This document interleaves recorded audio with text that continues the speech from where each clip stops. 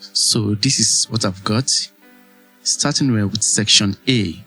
Section A of the paper 2 in English language, it has the total of 50 marks and you receive 5 questions. All the 5 questions are based on letter writing and essay. But the good news is that you are going to answer only 1 out of the 5 questions. Like what we have here, number 1 is based on informal letter. Number 2 is a formal letter. Number 3 is I think it's just an essay, general composition. That's what we have in number 3. Number 4 is an argumentative essay. And number 5 is story writing. I've made a lot of videos on how to write formal letter, informal letter, and even essays. I will leave the link in this video's description. You can check those videos out. But then, as far as debate, which is an argumentative essay, as far as it is concerned, I haven't made a video on it. So I decided to provide the answer to that number 4, which is an argumentative essay. As a chief speaker in a debate competition, write for or against the topic, juvenile delinquencies. Parents are to be blamed, not teachers. So this is the answer I provided for that particular question. Starting from the greetings and the salutations in a normal debate. I do not want this video to be too long, so I'm not going to read it out. What you need to do is just pause this video and read through the answer I've provided. This page has 2 paragraphs of the answer, so you may pause and read through. So I'll give you a few seconds to pause and read through it. Then let's go to the second page. Okay, this is the second page. This one contains 3 paragraphs. You may pause so that you can have enough time to read through the answer I've provided. These are the typical questions and the answers. Okay, now I'm going to go to the last page of the composition. Here too, this is the last 2 paragraphs. Just pause the video so you can read through or even write it down. Just pause the video so that you can read through. So that is that on section A. Let's go to section B. Section B is usually based on comprehension and it has 20 marks. So this is the comprehension passage provided here. In many developing societies, the concept of progress is often measured by feasible transformation, tall buildings, expanded roads, and rapid adoption of foreign lifestyles. To the casual observer, these changes signify advancement and modernity. However, beneath this surface lies a more complex reality that calls into question the true meaning of development. The uncritical imitation of foreign systems has, in some cases, led to the erosion of valuable indigenous practices, traditional methods of conflict resolution, community living, and moral instruction. Once deeply rooted in cultural identity, are gradually being replaced by imported alternatives that may not suit the local context. As a result, societies risk losing not only their heritage, but also the social cohesion that once sustained them.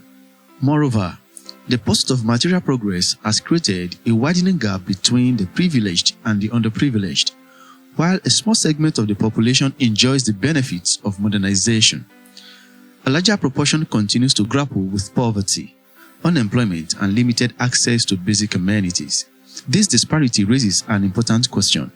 Can a society truly be described as progressive when its growth excludes a significant portion of its people?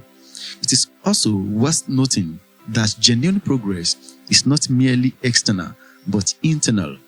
It involves the development of critical thinking, ethical responsibility, and a sense of collective purpose. Without these, physical advancement may prove to be superficial and unsustainable. Therefore, societies must adopt a more balanced approach, one that embraces beneficial innovations while preserving essential cultural values. True development should not be defined solely by what is acquired, but also by what is retained and strengthened. Only then can progress be meaningful, inclusive, and enduring. So this is the passage. let's see the questions on the passage. So these are the questions, and I've provided some answers there for us. The answers are in blue color. You may pause the video here so that you can read through the questions and how I provided answers to them. So I don't know if you're aware that under comprehension passage, WAEC usually sets about 3 to 4 direct questions, and sometimes they set 2 or 3 inferential questions. Then you can have a question on figure of speech, a question on grammatical name and the grammatical function, and of course the last question is always finding synonyms to some identified words from the passage. So this is the first page of the question and answer. You may pause the video to buy yourself more time, because I do not want this video to be too long. Okay, this is the second page. This one contains question D, E, and F. I have the answers there as well. Check through one by one. Pause the video to buy yourself enough time so that you can have enough time to read through the questions and the answers. Okay, this is G. Questions. Disparity. This disparity raises an important question. What figure of speech is used in the expression above? It is personification, because disparity is personified by saying it raises an important question. So all of this, the grammatical name and function, and the replacement of those words with the one that is close in meaning or they have the same meaning, all of them. So that is all we have in the comprehension passage. Okay, let's come to section C, which is based on summary. It usually has 30 marks. 30 marks. Okay, so this is the summary passage.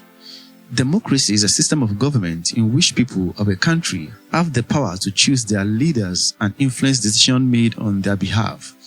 It is based on the principles of freedom, equity, and participation. In a democratic society, citizens exercise their rights through voting and are allowed to express their opinion freely. This system is widely practiced in many countries around the world because it promotes fairness and accountability in governance. One major advantage of democracy is that it promotes the participation of citizens in government. People are given the opportunity to vote for leaders of their choice, which makes them feel included in the decision-making process. This participation helps to ensure that government reflects the will of the majority and encourages civic responsibility among citizens. Democracy protects fundamental human rights. Democratic governments usually guarantee freedoms such as freedom of speech, press, and association. These rights allow individuals to express themselves without fear of oppression, creating an environment where creativity and innovation can thrive. It is generally believed that democracy encourages accountability and transparency in leadership. Since leaders are elected by the people, they are expected to act in the best interest of the citizens. Regular elections make it possible to remove ineffective leaders, thereby reducing the chances of abuse of power and corruption. One of the evidences we have seen in countries that practice true democracy is that it promotes peace and stability in society. Because citizens have a voice in governance, conflicts and grievances can often be resolved through legal and peaceful means rather than violence. This helps to build a more stable political environment where development can take place. One demerit of democracy is that decision-making can be slow and time-consuming. Because leaders often need to consult widely and follow established procedures, important decisions may take longer to implement. This can be a disadvantage, especially during emergencies where quick action is required. In addition, democracy can lead to poor leadership if citizens are not well informed. In some cases, people may vote based on emotion, ethnicity, or popularity rather than competence. This can result in the election of leaders who are not capable of effectively managing the affairs of the state.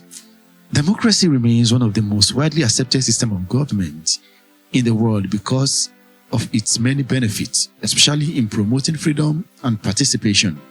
However, it has certain weaknesses and can affect its efficiency. Despite these challenges, democracy is still valued because it gives power to the people and encourages fair governance. So this is the summary I have here. Now let's go through the questions on the summary. Okay, we have just 2 questions. A, in 4 sentences, 1 for each, state the benefits of democracy. Okay, so this is what we have. Yes, just it's a summary, so you don't write much on summary, and you don't copy directly from the passage. I've also made a video on how to answer summary. We just go through it. So then the second question here, in 2 sentences, 1 for you, summarize the disadvantages of democracy. So these are the answers here for you. You may pause the video to buy yourself enough time to, write or just read through them. So this is all I've got as far as the video is concerned. Thank you for being here. Remember to subscribe to the channel. Until I come your way again, do have a nice time. Bye-bye.